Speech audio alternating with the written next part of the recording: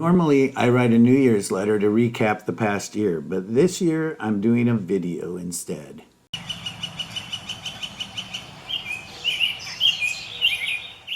This video will cover my last year in Topeka and my move to South Dakota. Instead of sending my letter to a select few, everyone with internet can see this video. If you aren't a subscriber to my channel, feel free to click on the subscribe button below the video. Okay, let's get started on my story of the past few years. Let's begin with the one event that affected the following years.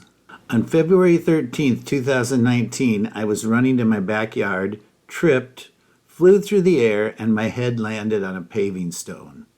My glasses broke and I cut my forehead. I went to urgent care. They glued my forehead and took x-rays. Good news, I didn't have a skull fracture. I felt fine other than bruising.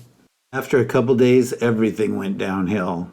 I had light sensitivity, chest pains, high blood pressure, dizziness, nausea, fatigue, sound sensitivity, and irritability. I believe all were attributed to the brain injury. The worst was the fatigue. I couldn't walk more than 20 steps without being wiped out. This went on for months and years. I had post-concussive syndrome, PCS. I won't get into the details, but I was in a dark, lonely place, and my many doctors had little advice. Vestibular therapy and physical therapy were prescribed, and they helped with dizziness. But after almost 4 years, I'm still having problems, the latest being vision convergency issues. Let's talk about a project that started small but consumed me, the Richie Cemetery project. In 2019, someone posted to Facebook an American vetch plant in Topeka. Someone else commented that they saw the same plant at Richie Cemetery. I hadn't been to that cemetery since the 90s. I knew little about it. After visiting and seeing many unique plants, I did a little research. I found that no one really knew much about the cemetery. There are less than 10 headstones. To learn more, I began searching old newspapers for obituaries that listed Richie Cemetery. A friend joined in my pursuit of the history of the place. After thousands of hours of research, we found burial records from newspapers, funeral homes, and other sources. We learned that it started out as a pioneer cemetery but evolved into a free cemetery for mostly Black residents of Topeka. Most graves have no stones, and we documented over 300 burials were made. There are likely even more burials that we haven't found records for. In 2022, a petition to add it to the Register of Historic Places in Kansas was approved. Later, the cemetery was added to the National Register of Historic Places. Finally, its place in history was being recognized. The site is amazing from a biological view as it still contains vegetation likely there at the time of settlement in the 1850s. This graphic shows the known biodiversity of the place. You can learn all about the place by visiting RichieCemetery.com. I'd been thinking of moving back to South Dakota, and in 2019 I ended up buying the farm that my great-grandparents settled on in 1914. My parents lived here in the 1950s and early 1960s, and I lived here when I was a baby. But after I was born, my parents bought the farm where I grew up. After my parents left, my grandparents lived on this farm. An aunt and uncle were the next residents, followed by another aunt. The farm has the original house, barn, and hog house. The old school from down the road was moved here by my grandparents. They also built a pole barn where the old chicken house used to stand. I am the fourth generation that has lived here. At the end of 2019, I sold my house in Topeka and moved to South Dakota. I'd been in Topeka since 1990, so this was a huge change. I ended up living with my mom while my house was being worked on. At the old house, I had to move all the furniture out of the upstairs and downstairs. I tore up all of the carpet in the living room and dining room as well as the stairs. I removed the linoleum, subfloor, and original linoleum from the kitchen until I got down to the original pine floor.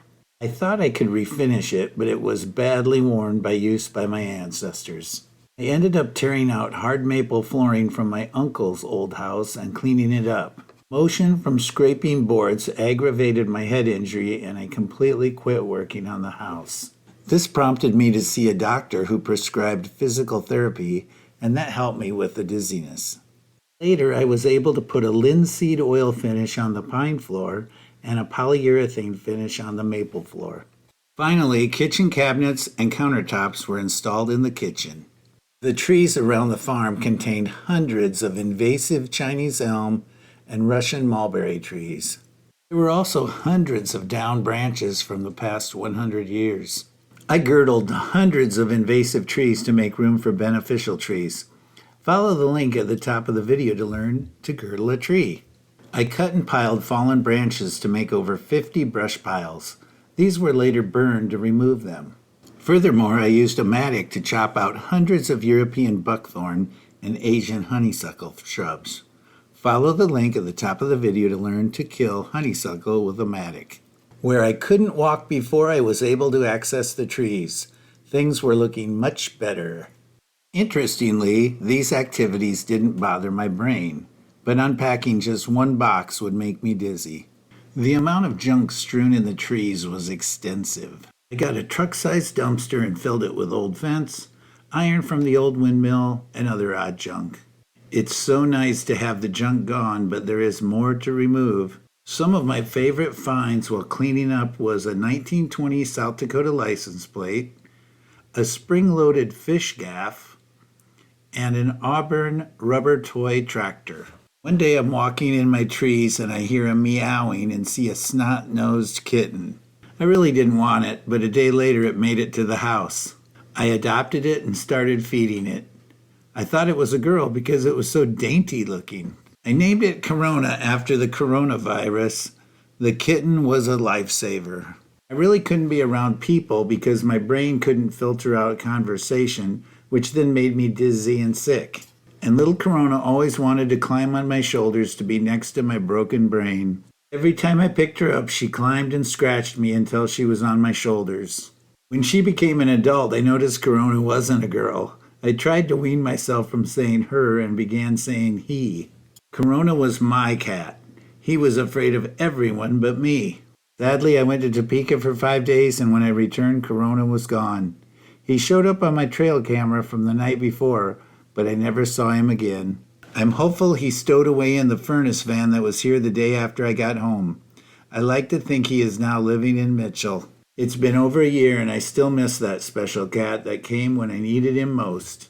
To replace the trees and shrubs I was killing, I chose to plant a diverse mixture of trees, shrubs, and woody vines native to North America. I bought a bunch of seedlings from a nursery in Wisconsin, mostly different kinds of oaks.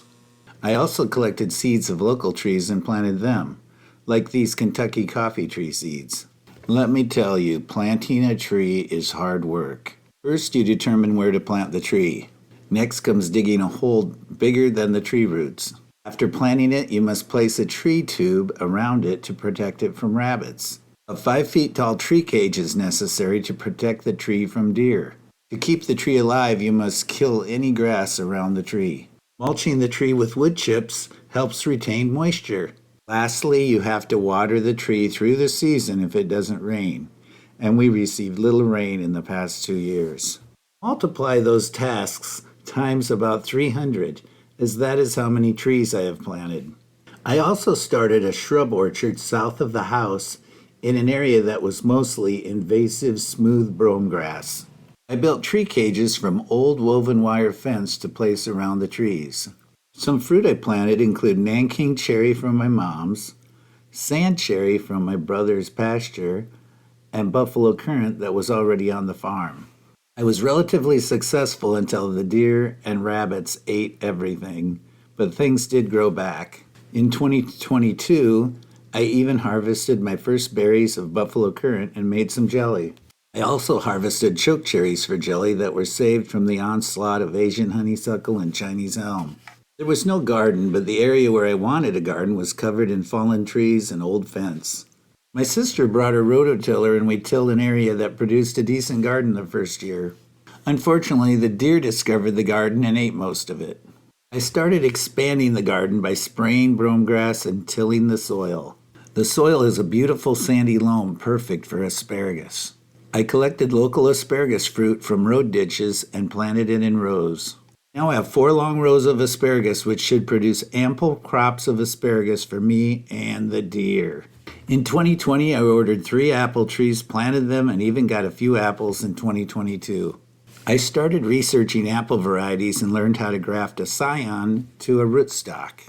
I discovered a huge apple tree growing at the house where my Grandma Hanson used to live and harvested scions for grafting. I also grafted scions from trees my dad planted on our family farm. I started researching apples that were developed in North Dakota, South Dakota, and Minnesota, then branched out to the prairie provinces of Canada, Manitoba, Saskatchewan, and Alberta. Apple breeders in these states and provinces were seeking out apples that would survive the harsh cold of the plains and developed some special varieties. The hardest part is locating these varieties so they can be grafted. I grafted over 80 trees in the spring of 2022, and most grafts were successful. Amazingly, there are about 20,000 varieties of eating apples that have been named in the US and Canada, but most no longer exist. You see, an apple variety can only be reproduced by grafting a scion of the tree to a rootstock. If the variety isn't propagated by grafting, when the tree dies, the variety is lost forever. Planting a seed won't produce a tree like the parent, as the seed gets genes from the parent tree and the pollen tree. Surprisingly, the apple genome has 57,000 genes compared to the human genome, which only has 25,000. In 2020, my mom took some of the grandkids down to the James River to pick up dead mussel shells.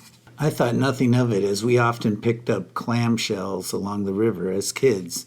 But when I went down to this place, there were many kinds of mussels. They came in different shapes and sizes. Started collecting, washing, and sorting them by shape, trying to identify them. I collected about 2,000 mussels in this one spot. It was an incredibly diverse mussel bed. Some were quite common, like the fragile paper shell, pink paper shell, and big floater. But some were quite rare, like the pistol grip, of which I only found 2. Other relatively common species found include the three-ridge and the maple leaf. Other species include the white heel splitter, the pink heel splitter, and the creeper. Some are sexually dimorphic, with the male shells looking much different from the female shells. They include the fat mucket, plain pocketbook, black sandshell, and yellow sandshell. Some of my favorites are the rock pocketbook, the hickory nut, the pimpleback, the deer toe, the fawn's foot, and the wabash pigtoe. The best find was the Gulf maple leaf. I sent specimens to the Bell Museum at the University of Minnesota to document their presence in South Dakota. Sadly, some are likely extirpated from the river due to pollution, and only dead shells remain. I searched the Big Sioux River and found my first elk toe and my first 3-horned wartyback. Something you should know about freshwater mussels is they need a fish host to reproduce. The mussels use various techniques to get a specific host fish to ingest the tiny mussels into their gills.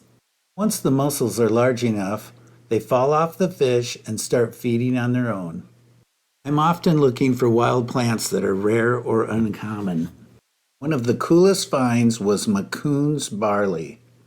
It is a natural hybrid of foxtail barley and slender wheatgrass that I found in my pasture. This is an unusual plant because it's a hybrid between 2 different genera, Hordeum and Elamus. Most hybrids are from the same genus. I also found Rydberg's verbena in my pasture, which is a natural hybrid between woolly verbena and swamp verbena. When I visited Topeka, I stopped in the very southeast corner of South Dakota and found Tree of Heaven and Japanese hops, both new reports for the state. My best find was rock elm in Bonham County. It has only been documented once in the state. A cool find on my farm and the trees I'd cleaned up were a few plants of fringed brome. It is a native brome that is very uncommon here. My best discovery was riparian wild rye along the Big Sioux River. It had never been reported in the state before. An amazing discovery on my farm one spring was a hooded warbler. They're rarely seen this far west, and I had one in my trees. To watch the hooded warbler video, follow the link at the top of the screen. Another fascinating occurrence was a badger raising its young in my yard. It dug a hole and moved in one fall. To watch the badger video, follow the link at the top of the screen. Who doesn't like our national symbol, the bald eagle? I had a pair show up to feed on a road-killed deer. To watch the eagle video, follow the link at the top of the screen. In the spring of 2022, my aunt dropped off a little furball surprise. I had been working out in the trees, and when I returned, I heard meowing. It was a cute little calico kitten, just what I needed. She didn't weigh much, so I began feeding her and watching her grow. She had a completely different personality than Corona. Not being very creative, I named her Coco. She is very affectionate and is not afraid of other people. I have spoiled her more than Corona and try to keep her out of harm's way. I'm amazed how pets can become so much a part of your life. I probably covered way too many topics, but wanted you to know what I've been up to. Hopefully doing a year in review video was entertaining and informative to you. For those who don't know me that well, you hopefully learned a bit about me. For those who know me well, aren't you glad you know me? In the video description, you can find links to all websites referenced in the video. Hi, it's Jeff with the Backyard Birds channel. If you like this video and want to see more like it, consider subscribing to my channel. Just click the red subscribe button below the video. To be notified of new videos, be sure to click the bell widget next to the subscribe button. Thanks for watching, and I'll see you next time on the Backyard Birds channel.